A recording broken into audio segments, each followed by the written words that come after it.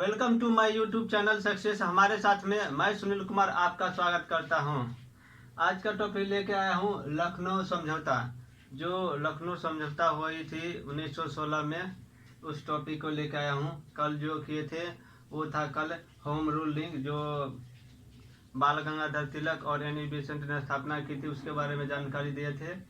आज लखनऊ समझौता 1916 में जो हुआ था वो गरम दल और नरम दल के बीच एक था। मुस्लिम लीग और कांग्रेस के बीच समझौता हुआ था, जो 1907 में सूरत अधिवेशन में फूट पड़ गई थी। दोनों में, गरम दल नरम दल में झगड़ा हो गया था दोनों में, और इसी कारण दोनों अलग हो गए। तो चलिए देखते हैं लखनऊ समझौता 1916। लखनऊ समझौता हुआ था, जो अधिवेशन कांग्रेस का वार्षिक अधिवेशन था, उसका जो अध्यक्ष था अंबिका चरण मजूमदार था।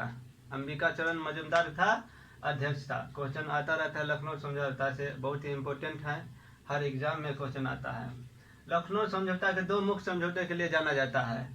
पहला था उदारवादी और उग्रवादी दल के बीच एकीकरण। उदारवादी और उग्रवादी दल के बीच मतलब गरम दल और नरम दल के बीच एकीकरण, मतलब एक में एकता होना है। और मुस्लिम लीग और कांग्रेस के बीच समझौता, जो मुस्लिम लीग था और कांग्रेस में जो वैचारिक मतभेद हो गया था, उसके कारण दोनों अलग हो गए थे और अब दोनों एक हो गए। मुस्लिम लीग को लगता था, जो 1909 में पृथक निर्वाचन दे दिए थे मॉन्टेगू ट्रांसफर अधिनियम के तहत, उसमें इसको लगा कि ब्रिटिश है जो मेरे साथ है, हम लोगों को सहायता कर रहे, लेकिन ये कुछ नहीं था। वो था फूट डालो शासन करो, दोनों के बीच लड़ा झगड़ा देता था। इसके बाद शासन करता था, व्यापार करता, व्यापारी था, व्यापारी वो चाहता था हमको जितना फायदा हो, जितना दिन यहाँ पे शासन करेंगे उतना फायदा होगा। पहला जो था 1912-13 के बाल्कन युद्धों में ब्रिटेन द्वारा तुर्कों की सहायता करने से इनकार कर दिया। अब देखिए, तुर्की एक मुस्लिम कंट्री था और वहाँ पे जो बाल्कन युद्ध हुआ था उसमें क्या किया था, ब्रिटेन सहायता नहीं दिया था और यहाँ के मुसलमान उससे असंतुष्ट थे। इसी कारण मुस्लिम लीग एक साथ होना, तो समझ गए थे कि नहीं, ये तो लड़ाई झगड़ा कर रहा है, फुट डाल रहा है, तोड़ रहा है हम लोग को एकता को, और वो अपना शासन कर रहा है।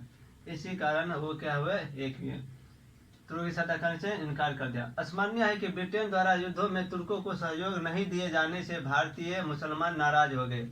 देखिए, भारतीय मुसलमान उसको नाराज हो गए। फलतः मुस्लिम लीग ने कांग्रेस को सहयोग करने का निर्णय लिया।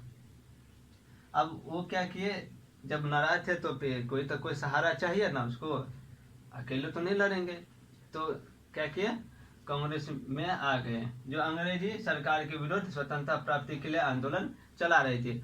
कांग्रेस जो है वो स्वतंत्रता प्राप्ति के लिए आंदोलन चला रही थी। ब्रिटिश गवर्नमेंट के विरोध में जो आंदोलन चला था उसमें जुट गया और मजबूत हो गया।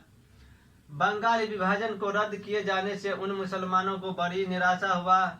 उन्होंने 1905 ईस्वी में इस विभाजन का जोरदार समर्थन किया था। आप देखिए, बंगाल जो विभाग, वहाँ पे मुस्लिम भी थे, बहुत इलाका थे, तो वहाँ पे अलग जो हुआ था वो दो भागों में बांट दिया गया था, तोड़ दिया था, अलग अलग कर दिया था। इसी कारण उसने समर्थन भी किया था मुस्लिमों ने। प्रथम विश्व युद्ध के दौरान सरकार की दमनकारी नीतियों से जनता में भय का वातावरण पैदा हो गया था। मौलाना आजाद के अल हिलाल और मोहम्मद अली जिन्ना के कॉमरेड नामक समाचार पत्र को बंद कर दिए जाने के कारण काफी निराशा हुई थी। देखिए, अब हुआ था क्या कि प्रथम विश्व युद्ध जो हुआ दौरान सरकार किए थे क्या कि दमनकारी नीति अपना लिए थे कि इसको दमन कर देना है पूरा एकदम। अब उसको उधर भी लड़ना था ना, तो इधर दबा के रखेगा तब ना उधर भी युद्ध रखेगा। विश्व के साथ विश्व युद्ध हो रहा था, तो क्या किए, इसको दमन कर रहे थे, पूरा विरोध कर रहे थे, कुचल रहे थे। तो इसके जो समाचार पत्र अल हिलाल मौलाना आजाद के और मोहम्मद अली जिन्ना के कॉमरेड नामक समाचार पत्र को बंद कर दिए, जाने के कारण काफी निराशा हुई थी। और क्या किए, ये मुस्लिम थे ये अल हिलाल, और ये मोहम्मद अली मौलाना आजाद जो थे वो कांग्रेस के नेता थे, तो दोनों क्या हुए, असंतुष्ट हुए। तो इसी कारण ये हुए जो कांग्रेस में क्या कहते सम्मिलित होना चाहते थे। मुसलमान कई मुस्लिम नेताओं को नजरबंद कर दिया गया। इन बातों से दुखी होकर मुस्लिम लीग ने कांग्रेस के साथ समझौता कर लिया। दोनों के बीच निम्नलिखित मुद्दों पर समझौता हुआ।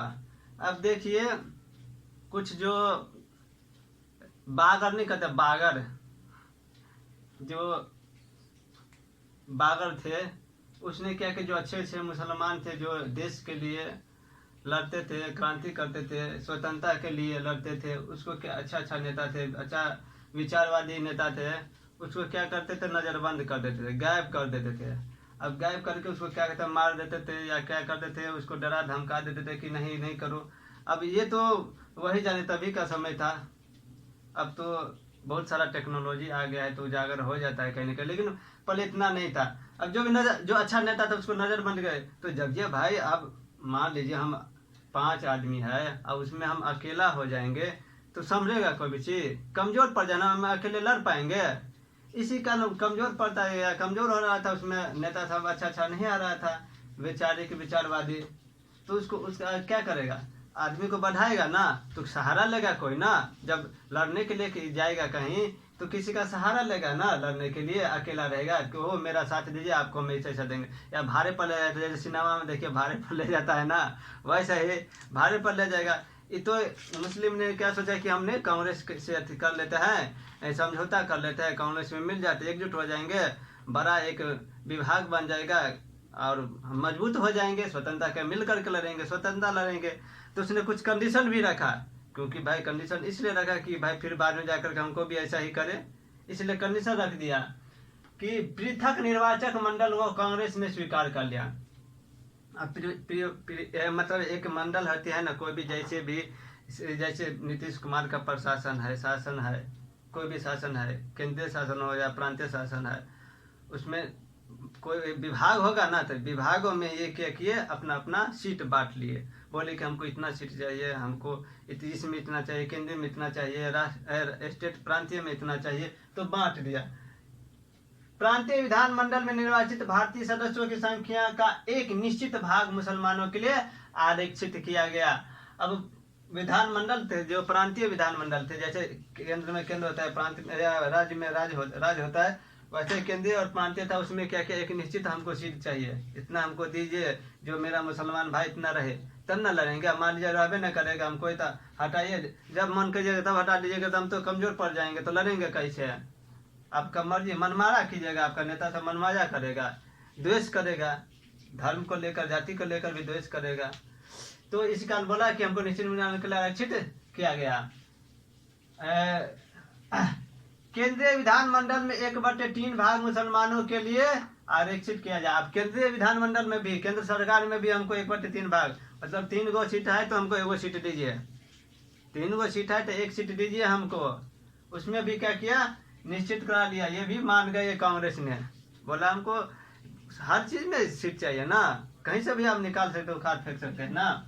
यह निश्चित किया गया यदि किसी सभा में कोई प्रस्ताव किसी संप्रदाय के हितों के विरुद्ध हो तथा 3/4 भाग सदस्य उस प्रस्ताव का विरोध करे तो उसे पास नहीं किया जाएगा। अब यह भी रखा गया है कि यदि मान लीजिए कोई भी संप्रदाय के विरोध में, मुस्लिमों के विरुद्ध, ईसाई के विरुद्ध, हिंदू के विरुद्ध, किसी के विरुद्ध यदि प्रस्ताव आएगा, मान लीजिए गलत प्रस्ताव ले आए कोई भी मुसलमान को भी, इधर हिंदू की संख्या ज्यादा हो, मुसलमान की संख्या कम हो, तो उसको बहुत ज्यादा है, तो मतलब क्या कहता है, नहीं चाहता रहता है ना, सांप्रदायिक नहीं रहता है ना, सबके लिए नहीं ना होता है, कोई अपने लिए भी लड़ता है ना, हीन भावना से भी देखता है ना। तो हमको उसमें क्या कहिए, जब तक आप 3/4 भाग से प्रस्तावित नहीं कीजिएगा, 3/4 नहीं प्रस्ताव होगा, लोग नहीं मोहर मारेंगे, नहीं वोट देंगे, तब तक ये प्रस्ताव पारित नहीं होगा। 3/4 भाग सदस्य उस प्रस्ताव का विरोध करे तो उसे पास नहीं किया जाएगा। 3/5 मतलब 4 गो में 3 आदमी उसको सहमत होना चाहिए। यदि 3 गो असहमत है तब नहीं होगा, यदि सहमत है तो पास हो जाएगा। अब देखिए, ये तो मान लिया कांग्रेस ने, इसका तो हुआ। अब नरम दल और गरम दल के बीच समझौते के लिए उत्तरदायी कारक क्या क्या थे? और नरम दल गरम दल दोनों मतलब क्या कहते हैं, उत्तरदायी थे। अब क्या कारण है कि दोनों फिर एक साथ होना चाहते थे? क्या कारण था जो दोनों अलग हो गए थे? उदारवादी और उग्रवादियों ने यह सब महसूस किया कि विभाजन से राष्ट्रीय आंदोलन की राजनीतिक प्रक्रिया अवरुद्ध हो रही है, जिसका लाभ औपनिवेशिक शक्ति को मिल रहा है, मतलब सरकार को मिल रहा है, जो यहाँ पे शासन कर रहा है उसको मिल रहा है। अब ये दोनों महसूस किए कि मान लीजिए हम लोग अलग अलग क्यों लड़ रहे हैं, हम तो सब स्वतंत्रता के लिए, विदेशी सरकार को हटाने के लिए, अपनी स्वतंत्रता के लिए, अपना शासन करने के लिए, अपने आप स्वतंत्र रहना चाहते हैं, इसके लिए लड़ रहे हैं। तो हम दोनों आपस में क्यों लड़ रहे हैं? हम दोनों आपस में लड़ेंगे तो फिर वो तो मजबूत हो जाएंगे, हम लोग कमजोर पड़ जाएंगे, छिटपुट हो गया, अलग अलग हो जाएगा ना। एक झुंड में होना चाहिए ना। मान लीजिए 10 आदमी है मेंबर में और उधर से मान लीजिए 10 आदमी है, तो लड़ लीजिएगा। यदि उधर से 10 आदमी, इधर 5 आदमी हो गया, अलग अलग हो गया, तो हावी हो जाएगा ना, भारी हो जाएगा ना, कभी भी जीत मिलेगा ही नहीं, स्वतंत्रता मिलेगा ही नहीं। इसी कारण दोनों ने ये निश्चित किया कि हम लोग एक साथ होकर के स्वतंत्रता करेंगे, लड़ेंगे। मान लीजिए गरम दल है, गरम दल के है, उसके कारण भाई समझौता भी कर रहा है ना, बात भी चित भी कर रहा है ना नरम दल से। अब ये भी होना चाहिए ना, यदि वो जाकर कुछ उत्पाद करता है, बम फेंक देता है, मार देता है, तो समझौता किससे करता है? नरम दल से करता है ना। इसी कारण दोनों एक साथ होने की चाहा। तिलक और एनी बेसेंट ने दोनों दलों के बीच एकता, सौहार्द और संगठन हेतु सराहनीय कदम उठाए थे। अब इस समझौता को कराने के लिए बाल गंगाधर तिलक और एनी बेसेंट ने महत्वपूर्ण कदम उठाए थे कि एकजुट। ये लोग समझते थे कि एकजुट, बिना एकजुटता का कोई भी आंदोलन नहीं हो सकता है। अकेले कोई कुछ किया है क्या? अकेले कोई कर सकता था? जैसे महात्मा गांधी था, महात्मा गांधी अकेले थे? महात्मा गांधी के साथ पूरा देश था, जनता था, जनता पावर था, अकेले थोड़े कुछ कर लेते। अब उसके पीछे क्या है? पावर, सबसे पावरफुल होता है जनता, तो उसके जनता बहुत चाहता था, उसको प्रोटेक्ट करता था, तो इसी कारण वो यह आंदोलन कर पाए और सफल हुए। भारतीय राष्ट्रीय कांग्रेस के 2 उदारवादी नेता गोपाल कृष्ण गोखले और फिरोज शाह मेहता की मृत्यु हो जाने से कांग्रेस में सशक्त नेता के रूप में कमी दिखाई पड़ रही थी। इस कमी को दूर करने में तिलक ने एक सशक्त नेता के रूप में सामने आए। अब देखिए, फिरोज शाह 1915 में गोपाल कृष्ण गोखले और फिरोज शाह मेहता की मृत्यु हो जाती है। बहुत बड़ा नेता थे फिरोज शाह मेहता, गोपाल कृष्ण गोखले बहुत बड़ा नेता, बहुत लोकप्रिय नेता थे और समाजवादी थे, विचारवादी विचारधारा के थे, साम्यवादी, बहुत ही मतलब लोकप्रिय नेता थे। तो 2 बड़े नेता की मृत्यु हो जाने के कारण कांग्रेस में तो एक बोले कि हेड ऑफ डिपार्टमेंट मेन नेता थे, तो कमी हो गई थी। तो ये बाल गंगाधर तिलक और एनी बेसेंट कांग्रेस में आकर के उस चीज़ को पूरा कर दे, क्योंकि बाल गंगाधर तिलक एनी बेसेंट भी बहुत बड़ा नेता थे, बहुत सशक्त नेता थे, ये भी लोकप्रिय बहुत थे। और ये सभी परिस्थितियां दोनों दलों के बीच एकीकरण का मार्ग प्रस्तुत किया और 8 वर्षों की दुश्मनी समाप्त हो गई। अब हुआ क्या? 1960 सूरत अधिवेशन में दोनों में फूट पड़ी थी, झगड़ा लड़ाई हुआ था, मारपीट हो गया था, सूखा पड़ गया था। फिर 16 में जा करके एनी बेसेंट और लोकमान्य तिलक, बाल गंगाधर तिलक के प्रयास से दोनों एकजुट हुए, दोनों दल एकजुट होकर के मजबूत हुए, सशक्त हुए और आंदोलन को संचालित किया, आगे बढ़ाया, जिससे मजबूती पैदा किए। सूखा समाप्त हो गया, फिर से पानी आ गए। अरे इस बीच एक क्या कहते हैं, अलग तरीका के सोचने वाले अलग इंसान भी होते हैं, दूरदर्शी होते हैं, दूर की बात सोचते हैं, वो थे मदन मोहन मालवीय थे, इस समझौते के खिलाफ थे। क्वेश्चन आएगा कि यदि लखनऊ समझौता के खिलाफ कौन थे, तो मदन मोहन मालवीय इस समझौता के खिलाफ थे। जानते थे कि बाद में क्या होगा, भविष्य में क्या होता है। यही हुआ, दो देश बन गया। जब दोनों के बीच सम्मान हो गया, पृथक निर्वाचन हो गया, तब दोनों में मान लीजिए झगड़ा होगा तो दोनों अलग हो। जैसे भाई, जैसे भाई को समानता मिलती है, जैसे 5 भाई है तो 5 भाई में समान रहता है, तो समान है तो सबको बराबर बराबर मिलता है, तो बराबर तो बराबर। कभी भी विचारधारा खराब होता है तो टूट जाता है। इसी कारण यही हुआ अंत में, तो ये समझते थे।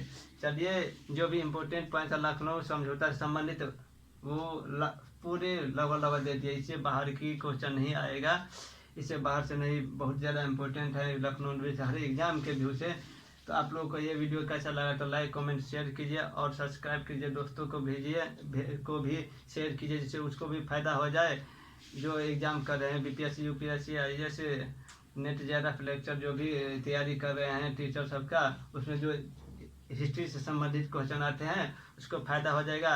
तब तक के लिए आप लोगों को बहुत बहुत धन्यवाद। आगे की टॉपिक में देखेंगे गांधी युग। तब तक ले जय हिंद जय भारत।